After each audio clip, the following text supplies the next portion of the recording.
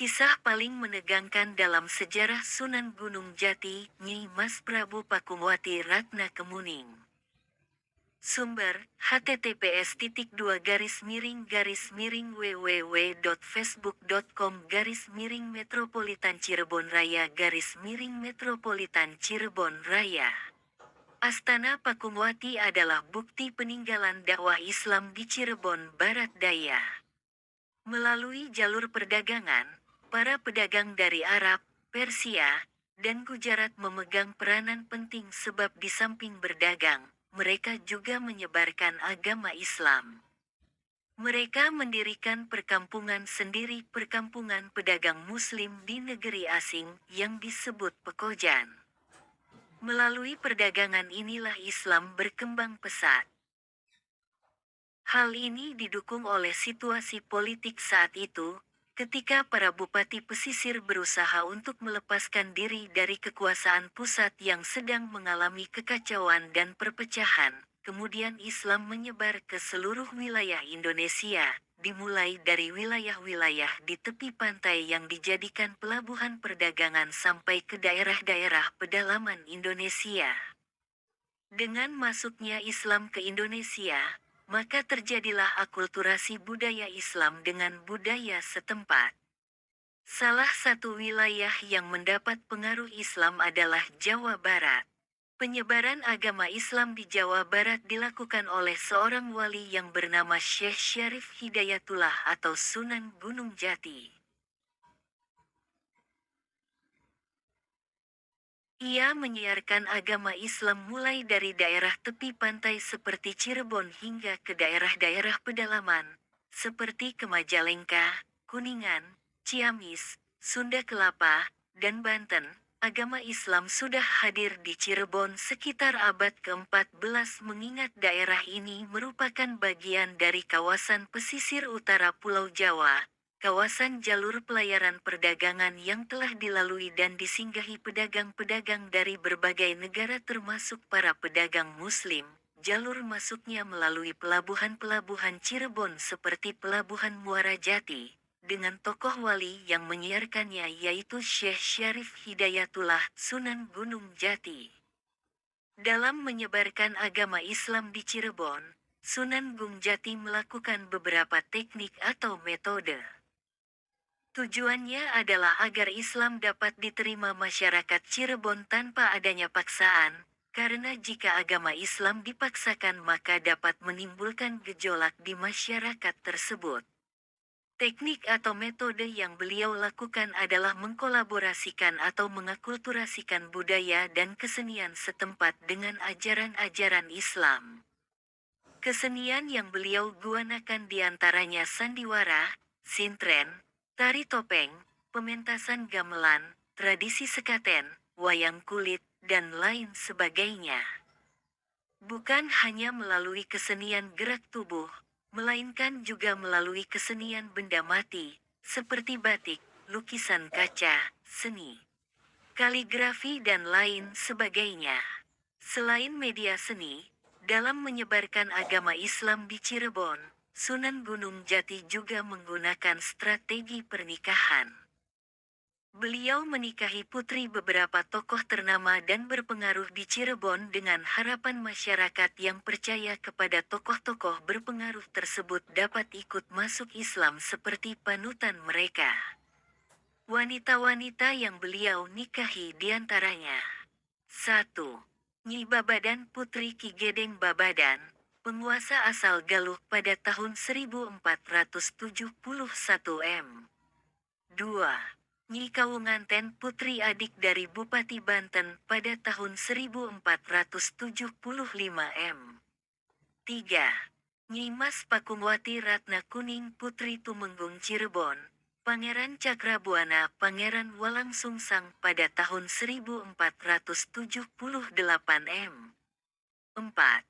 Putri Ong Tianio Putri Kaisar Cina, Kaisar Yuan Lo pada tahun 1481 M.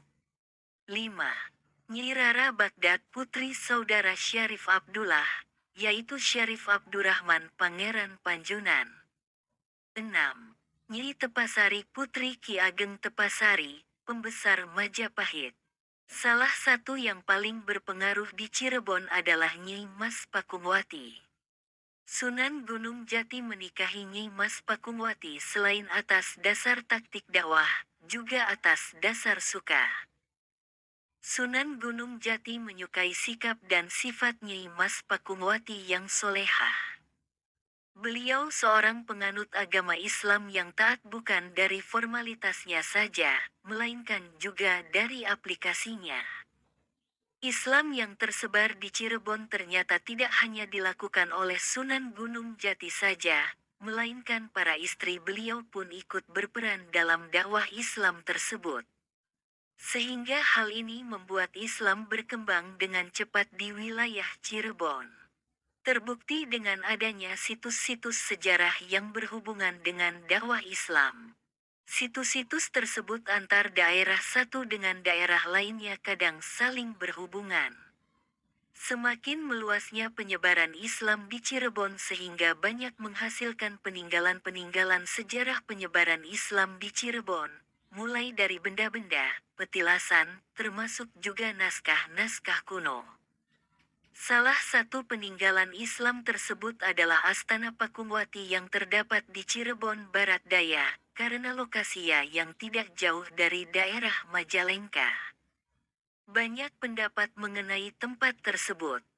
Namun satu hal yang pasti, Astana Pakungwati tersebut merupakan salah satu peninggalan sejarah Cirebon. Hal itu sesuai dengan nama dan tempatnya yang berhubungan erat dengan Cirebon. Astana Pakungwati adalah sebuah tempat yang dahulunya dijadikan sebagai tempat tinggal Nyi Mas Prabu Pakungwati Ratna Kuning, Putri Tumenggung Cirebon, Pangeran Walangsungsang, Pangeran Cakrabuana, sebagai tempat singgahan selama melakukan dakwah Islam sekaligus untuk menenangkan diri dan pikirannya karena kisah paling menegangkan dalam sejarah Sunan Gunung Jati, Nyi Mas Prabu Pakungwati Ratna Kemuning. Sumber, https://www.facebook.com/metropolitan Cirebon Raya/Metropolitan Cirebon Raya. Astana Pakungwati adalah bukti peninggalan dakwah Islam di Cirebon Barat Daya. Melalui jalur perdagangan, para pedagang dari Arab, Persia, dan Gujarat memegang peranan penting sebab di samping berdagang, mereka juga menyebarkan agama Islam. Mereka mendirikan perkampungan sendiri, perkampungan pedagang Muslim di negeri asing yang disebut Pekojan. Melalui perdagangan inilah Islam berkembang pesat. Hal ini didukung oleh situasi politik saat itu, ketika para bupati pesisir berusaha untuk melepaskan diri dari kekuasaan pusat yang sedang mengalami kekacauan dan perpecahan, kemudian Islam menyebar ke seluruh wilayah Indonesia, dimulai dari wilayah-wilayah di tepi pantai yang dijadikan pelabuhan perdagangan sampai ke daerah-daerah pedalaman Indonesia. Dengan masuknya Islam ke Indonesia, maka terjadilah akulturasi budaya Islam dengan budaya setempat. Salah satu wilayah yang mendapat pengaruh Islam adalah Jawa Barat.